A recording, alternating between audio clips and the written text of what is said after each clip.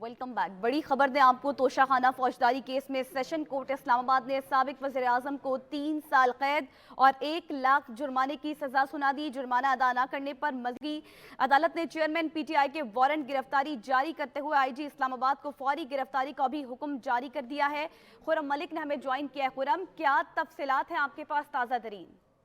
जी बिल्कुल ऐसे ही है जी कि चेयरमैन पीटीआई के खिलाफ जो है तोशाखाना केस में इल्ज़ाम साबित हुआ है, जो कि अदालत में ये साबित होने पर जज हुमायूं दिलावर ने अपना महफूज शुदा फैसला सुनाया है, जिसमें अदालत ने ये कहा कि तोशाखाना केस में चेयरमैन पाकिस्तान तहरीक इंसाफ का इल्ज़ाम साबित हो चुका है, जबकि मुलजम ने झूठा बयान हल्फी भी जमा करवाया है। जबकि अदालत ने यह भी कहा कि मुलजम ने बयान हल्फी के समेत एक झूठा डिक्लेरेशन भी अदालत में जमा करवाया। चेयरमैन पीटीआई आज आए ना ही अपने उनके गुस्ला यहाँ पे आए हैं, जबकि अपने फसादात भी उन्होंने जाहिर किए थे, वो भी गलत उन्होंने गुस्वारे वहाँ पे जमा करवाए थे। इस वाले से इन पे तमाम इल्जाम जो है वो साबित हो चुके हैं और अदालत ने चेयरमैन पीटीआई को 3 साल की अदालत ने 3 साल कैद और 1 लाख रुपए का जुर्माना भी सुनाया है। जबकि अदालत ने चेयरमैन पीटीआई के वारंट गिरफ्तारी भी कर दी, जबकि जुर्माना जमा न करवाने पर 6 माह की मजीद कैद और सजा भी होगी।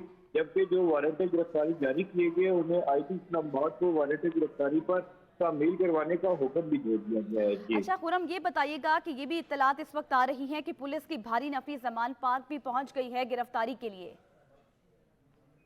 ये बिल्कुल ऐसे ही है कि इस वक्त अब अदालती हुक्म आ चुका है और अदालती हुक्म पे अमल दरामद करवाने के लिए पुलिस को अहकाम भी जारी किए जा चुके हैं और अदालत की जानिब से वारंट गिरफ्तारी जो जारी होता है वो भी वारंट जारी किया जा चुका है। तो अब तो पुलिस ने इन वारंट से अमल दरामद करवाना है तो पुलिस जमान पार्क भी जाएगी, जहाँ से इमरान खान को गिरफ्तार किया जाएगा।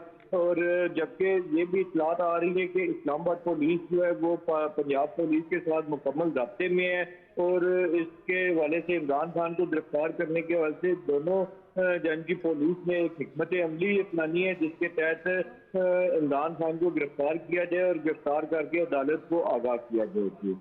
अच्छा खुरम, मुझे ये बताइएगा कि इस वक्त क्या आप सेशन कोर्ट के बाहर मौजूद हैं, वहाँ पर कोई पीटीआई की क़यादत में से मौजूद है, उनका इस हवाले से कुछ रद्द अमल सामने आया है?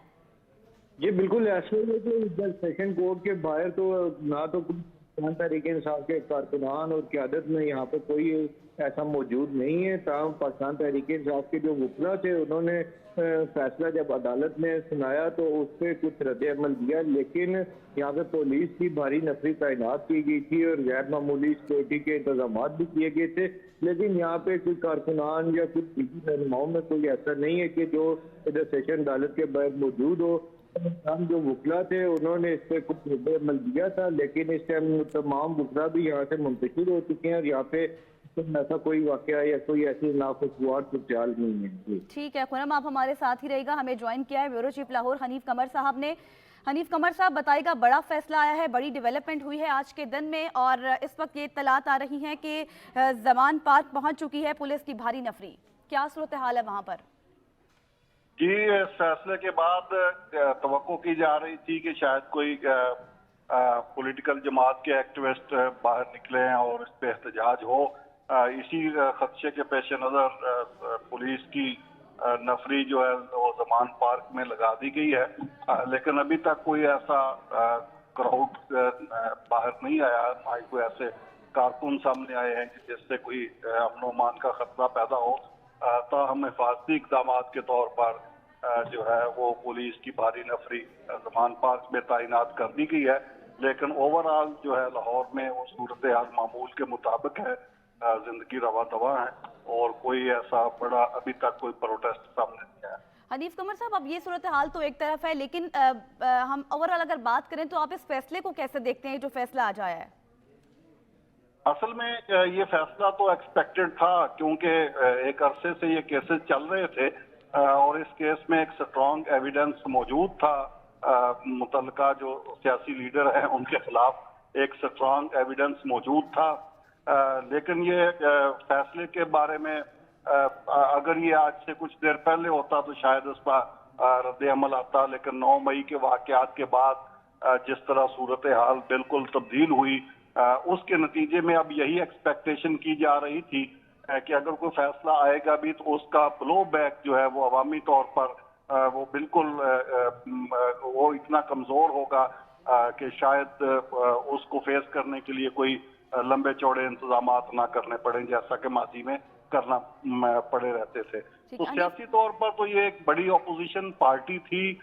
کسی بھی پارلیمانی جمہوری نظام میں اپوزیشن کا ایک بہت بڑا رول ہوتا ہے اور بڑا وائٹل رول ہوتا ہے. وہ بہت پروڈکٹیو رول ادا کر سکتی ہے حکومت کو راہ راست پر رکھنے میں. لیکن انفارچونیٹلی جس طرح قومی اسمبلی سے اور بعد میں 2 صوبائی اسمبلیوں سے پاکستان تحریک انصاف باہر چلی گئی اور اس کے بعد عملاً اپوزیشن تو پارلیمان میں ختم ہو گئی تھی. اب عوامی سطح پر جو اسٹریٹ پار تھی اس اپوزیشن کی وہ اسٹریٹ پار بھی اس طرح نہیں رہی. تو یہ اپوزیشن کا ختم ہونا پارلیمانی نظام کے لیے یہ کوئی نیک شگون تو نہیں ہے. اور کسی بھی بڑے سیاسی لیڈر کو کسی عدالتی فیصلے کے نتیجے میں یا کسی اور غیر سیاسی طریقے سے آؤٹ کرنا یا اس کا آؤٹ ہو جانا ایک پارلیمانی سسٹم سے یہ بھی جمہوریت کے لیے کوئی اچھا نہیں ہے. لیکن اس ساری سچویشن کا ایک بیک گراؤنڈ ہے اور اس کے نتیجے میں یہ فیصلہ آیا ہے.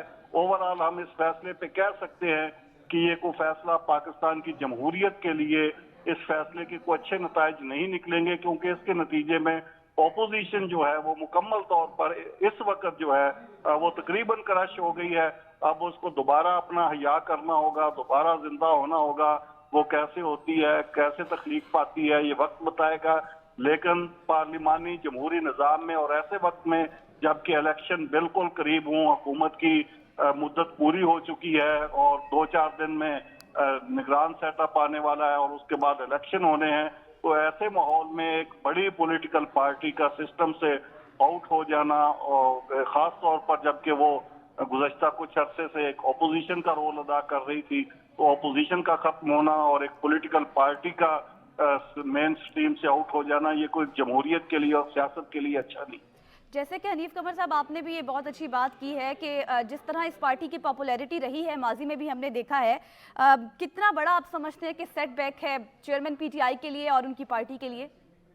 میرا خیال ہے یہ اس فیصلے سے بھی بڑا سیٹ بیک 9 مئی کا تھا جو 9 مئی کو ہوا اور اس میں انفارچونیٹلی اس پارٹی کے ساتھ تانے بانے ان واقعات کے ملے تو وہ بڑا سیٹ بیک تھا. وہاں سے آغاز ہوا اس کے لیے بحران, جو شدید ترین بحران ہے پاکستان تحریک انصاف کے لیے, وہ 9 مئی کو پیدا ہوا. اور اب یہ جو فیصلہ آیا ہے لیڈر کی نااہلی کا, تو اس فیصلے نے تو اس پہ یوں سمجھیے کہ اس پہ مہر تصدیق ثبت کر دی ہے. اب اگر ایک اس ماحول میں ایک پولیٹیکل پارٹی یا لیڈر اگر 3-4 سال کے لیے آؤٹ ہو جاتا ہے منظر سے سیاسی طور پر, تو وہ ناقابل تلافی نقصان ہے اس پارٹی کے لیے. اب مجھے نہیں لگتا کہ یہ پارٹی اسی طرح متحد رہ پائے گی جس طرح پہلے تھی. اب ظاہر ہے اس کے اس میں سے ایک پارٹی آلریڈی نکل چکی ہے استحکام پاکستان پارٹی کے نام سے. پھر پرویز خٹک صاحب کی پارٹی کی بھی باتیں ہو رہی ہیں اس طرح.